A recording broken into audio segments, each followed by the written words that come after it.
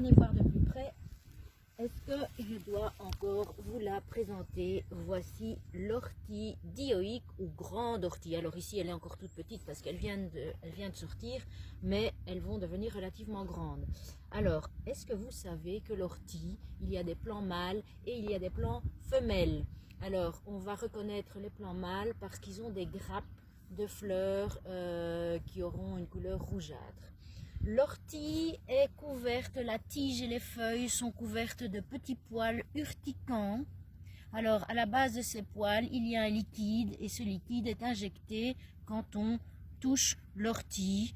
Et du coup, ça fait mal. Enfin, moi, j'ai de la chance, je ne me suis pas piquée. Quand on se fait piquer par une ortie, on prend une feuille de plantain, on l'écrase bien dans les doigts et on la frotte contre la piqûre, ça apaise la piqûre. Alors, les orties sont super utiles parce qu'elles servent à beaucoup d'animaux et beaucoup d'insectes. Par exemple, certains papillons viennent pondre leurs œufs sur l'ortie et les chenilles vont se nourrir uniquement de l'ortie pour pouvoir se développer.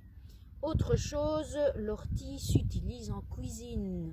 On peut en faire des soupes, on peut en faire des quiches, on peut en faire des pestos, on peut les mettre tels quels, couper un petit morceau dans la salade, on peut même mélanger des petits morceaux d'ortie mixés avec du beurre et mettre sur la tartine.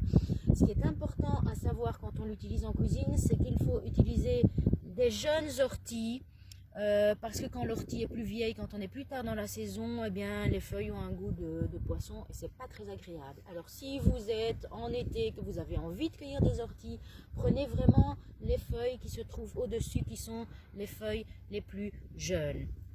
Alors important aussi à savoir que les orties sont très protéinées, qu'elles contiennent de la vitamine A, de la vitamine C et je ne sais plus, des minéraux.